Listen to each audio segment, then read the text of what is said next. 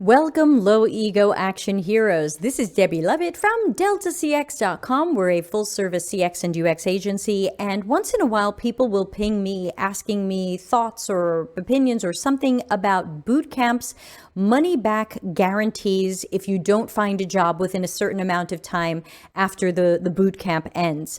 Now, as you know, I currently don't endorse or recommend any of the boot camps, but for the purposes of this video, which will probably be a little bit longer than the typical 5-minute perspectives video, I have found the February 2021 terms and conditions from a boot camp called Thinkful.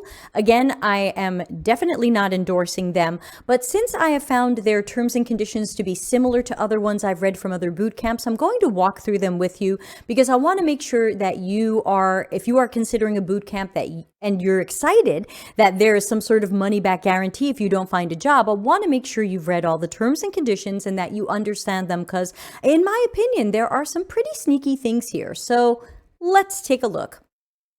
So I'm just going to kind of skim through a lot of this. You can download this. It's on their website. This is not some secret document. I saved it to my hard drive, but you can find it online.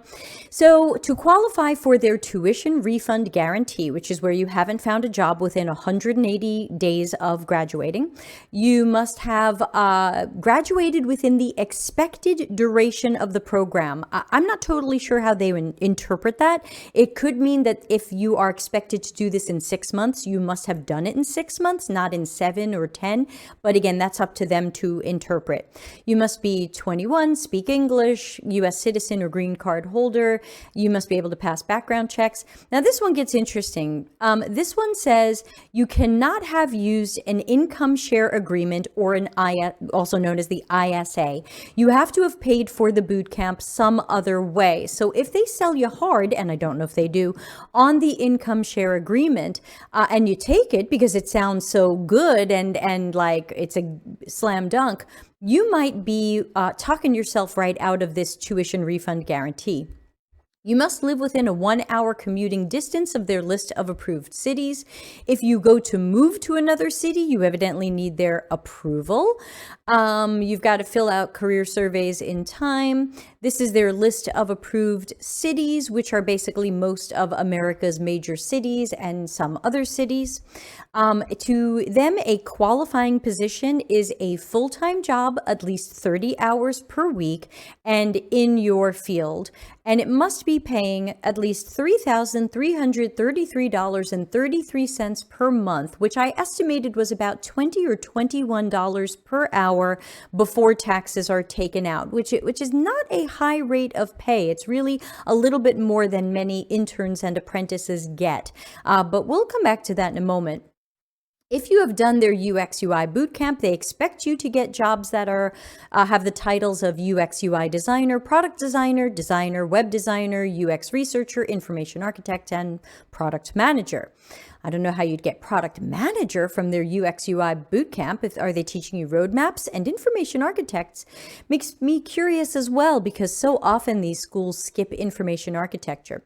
Here's some other requirements that you must do to retain eligibility for the guarantee. You must check in with your career coach by phone or email at least once a week.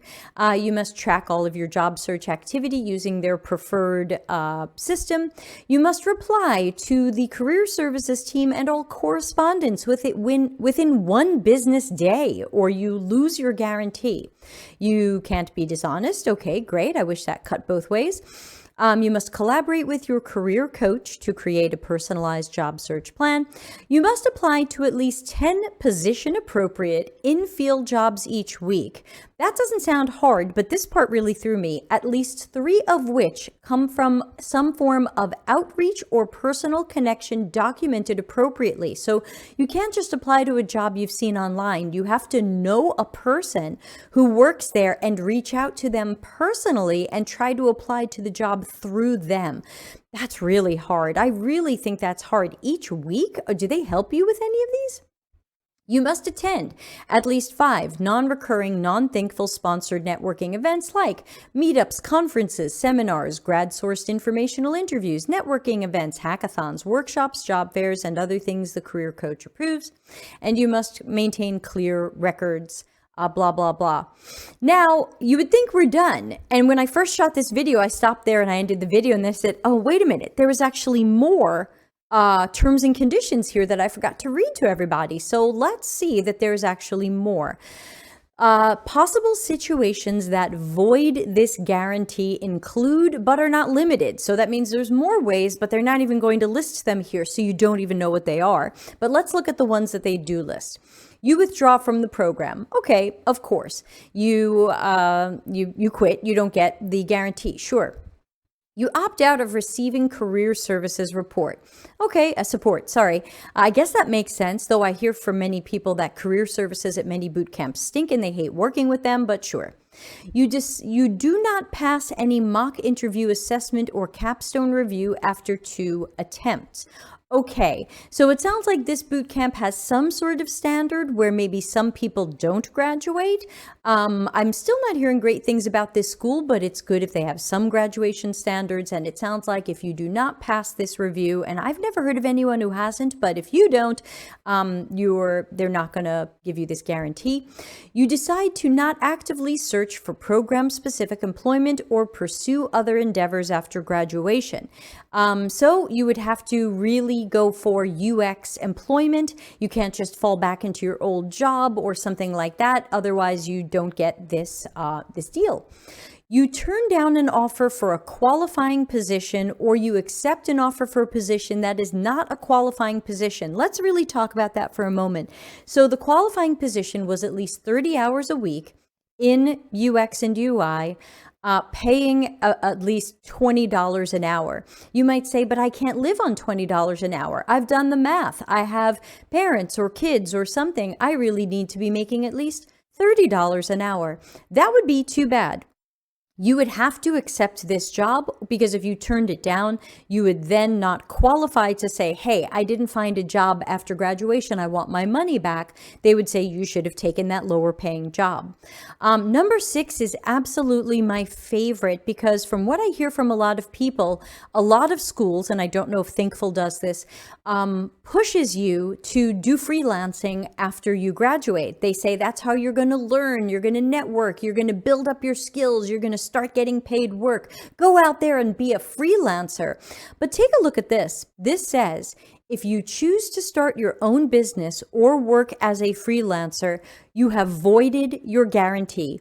If you are freelancing while hoping to get that full-time job, you will not get their guarantee. And if you cannot find that job, you will not get your money back. So please, please, please note that. That's extremely important for all of you who thought you were going to go out and be freelancers.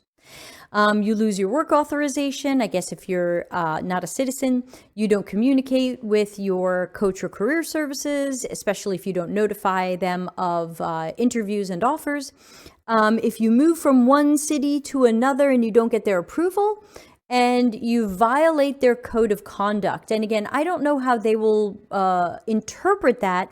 I've known a few people who, when they complained to their schools, and it may or may not have been Thinkful, but when they complained to their schools because they thought the education was poor, the instructors were poor, they were thrown out being told that they did not that they were violating the code of conduct by complaining. So just note that there might be some things here that can be a little bit slippery later. We don't know how this is going to be interpreted, and there's a lot of funky stuff in here. So before you fall completely in love with a boot camp's job guarantee or job refund guarantee or whatever it is, make sure you've read all of the terms and conditions and the fine print, and you understand the possible outcomes of some of these things, like trying to do freelance work or wanting to turn down a job that doesn't pay enough or something like that. I hope this really helps. On that note, let's swing back to me. I hope this really helps and will give you some ideas and some things to think about as you research possible boot camps. Again, please note I don't recommend or endorse any boot camp right now. I believe they are all not ready for prime time, and many to me are actually scams. But if you are going to do it, please make sure you understand those terms and conditions. You can empathize with the like button here, help us out in the algorithm. And of course, if you'd like to know more about joining our live streams on Twitch and YouTube, joining our free Slack workspace, or of course donating to the tip jar to help me buy delicious cheese. That's all in the description. Those links will be there. Thanks, and see you in the next video.